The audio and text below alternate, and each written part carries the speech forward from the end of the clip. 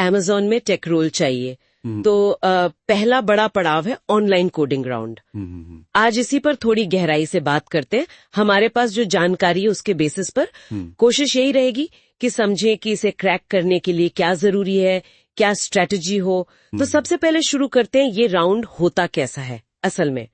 मतलब जानकारी ये कहती है कि करीब 60 से 90 मिनट का टेस्ट होता है। हाँ बिल्कुल, 60 से 90 मिनट, और उसमें आपको एक या दो कोडिंग प्रॉब्लम सॉल्व करनी होती हैं। कभी कभी 3 भी हो सकती हैं वैसे। अच्छा, और ये होता कहाँ पर है? जैसे कोई खास प्लेटफॉर्म? हाँ, ये अक्सर हैकर रैंक या हायर प्रो जैसे प्लेटफॉर्म्स पर होता है। कभी कभी Amazon का अपना पोर्टल भी होता है, वो भी इस्तेमाल करते हैं। ठीक है, अब इसमें आपने कहा प्रॉब्लम सॉल्व करनी है, तो क्या सिर्फ सही आउटपुट लाना ही काफी है? नहीं नहीं, यहीं पर बात थोड़ी गहरी हो जाती है। सिर्फ सही जवाब नहीं, मतलब कोड की करेक्टनेस तो चाहिए ही, वो तो बेसिक है जी। लेकिन इसके साथ वो देखते हैं टाइम कॉम्प्लेक्सिटी, यानी आपका कोड बड़े डेटा सेट पर कितना तेज चलेगा। और स्पेस कॉम्प्लेक्सिटी भी, यानी कितनी मेमोरी यूज कर रहा है। हाँ हाँ, समझ गई। और हाँ, कोड का स्ट्रक्चर कैसा है, कितना साफ लिखा है, पढ़ने में आसान है या नहीं, ये भी बहुत इंपॉर्टेंट है। अच्छा, मतलब कोड का कैसे लिखा गया है वो भी उतना ही जरूरी है जितना कि क्या लिखा है।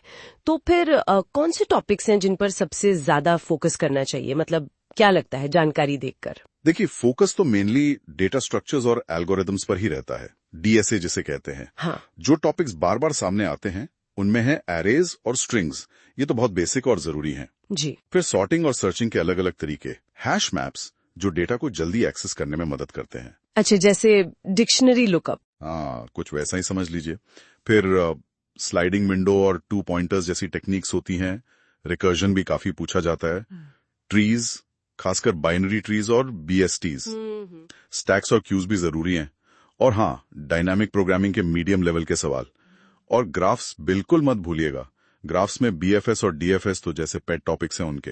अरे वाह, ये तो काफी लंबी लिस्ट है। तो ये सब पूछकर अमेज़न असल में जानना क्या चाहता है कैंडिडेट के बारे में? देखिए, अगर बड़े पिक्चर में देखें तो ये सारे टॉपिक्स कैंडिडेट की प्रॉब्लम सॉल्विंग एबिलिटी को टेस्ट करते हैं कि वो किसी प्रॉब्लम को कितने अलग अलग एंगल से सोच सकता है और फिर सबसे एफिशिएंट तरीका कैसे चुनता है। हाँ, ये तो मतलब समझ आता है।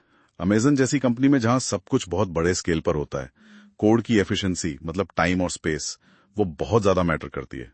तो ये DSA टॉपिक्स आपकी वो बुनियाद पर रखते हैं। इसीलिए एक सलाह ये भी दी जाती है कि हर मेन टॉपिक के मान लीजिए 3 से 5 कॉमन प्रॉब्लम्स को अच्छे से प्रैक्टिस कर लेना चाहिए।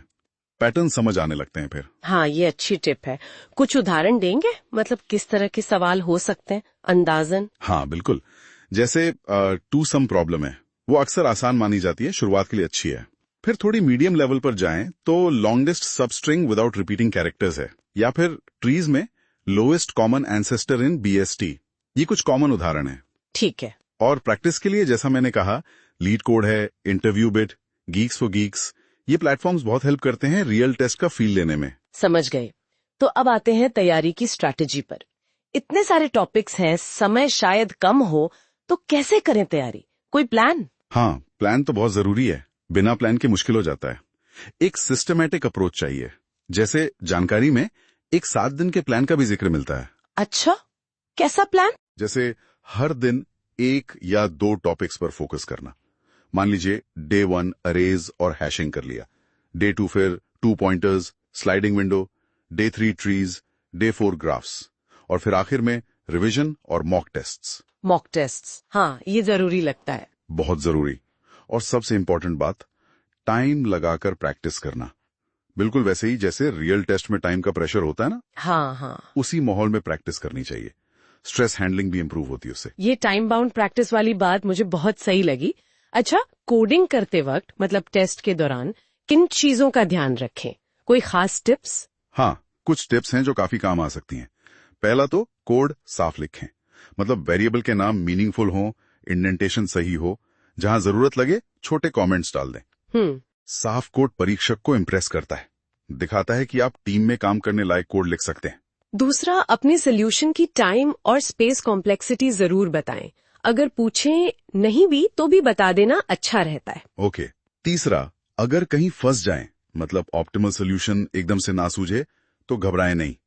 एक ब्रूट फोर्स यानी सीधा साधा सोल्यूशन भी लिख दें तो चलेगा। अच्छा, अधूरा छोड़ने से बेहतर है। बिल्कुल, अधूरा छोड़ने से तो बहुत बेहतर है।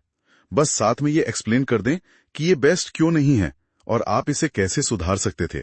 अपनी थॉट प्रोसेस, आप कैसे सोच रहे हैं, वो क्लियर करना बहुत जरूरी है। तो इसका मतलब कम्युनिकेशन भी उतना ही जरूरी हो गया जितना कि कोडिंग स्किल। हाँ, कह सकते हैं। ये सिर्फ आपकी कोडिंग स्किल का टेस्ट नहीं है, ये टेस्ट है कि आप प्रेशर में कैसे प्रॉब्लम सॉल्व करते हैं, कैसे अपने सोल्यूशन को बेहतर बनाने के बारे में सोचते हैं और कैसे अपनी सोच को सामने वाले को समझा पाते हैं। वो देखते हैं कि आप प्रॉब्लम को छोटे हिस्सों में तोड़ पाते हैं या नहीं और फिर लॉजिकली सोल्यूशन तक पहुंचते हैं या नहीं। तो चलिए इस पूरी बातचीत को समेटते हैं। मुख्य बातें क्या रहीं? पहली, Amazon कोडिंग राउंड का फॉर्मेट समझें, time, number of problems, platform. हाँ। दूसरी, जरूरी DSA topics, arrays, trees, graphs, hashing, DP वगैरह, उन पर अच्छी पकड़ बनाएं। तीसरी, एक प्लान बनाकर प्रैक्टिस करें, खासकर टाइम लिमिट के साथ। मॉक टेस्ट जरूर दें। बिल्कुल। और चौथी, सिर्फ सही कोड नहीं, साफ कोड लिखें, कॉम्प्लेक्सिटी बताएं और अपनी सोचने का तरीका क्लियर करें। ब्रूट फोर्स भी चलेगा अगर फंस गए तो। बहुत बढ़िया, ये सारी बातें ध्यान में रखनी होंगी। और अंत में मैं एक सवाल छोड़ना चाहूंगा सोचने के लिए। सिर्फ इस टेस्ट को पास करने के लिए नहीं, बल्कि लॉन्ग टर्म में सोचिए। ये जो डेटा स्ट्रक्चर्स और एल्गोरिदम्स की समझ है, अगर इसमें महारत हासिल हो जाए तो ये किसी भी सॉफ्टवेयर रोल में एफिशिएंट और स्केलेबल सिस्टम बनाने की आपकी पूरी सोच को फंडामेंटली कैसे बदल सकती है, ये सोचने वाली बात है।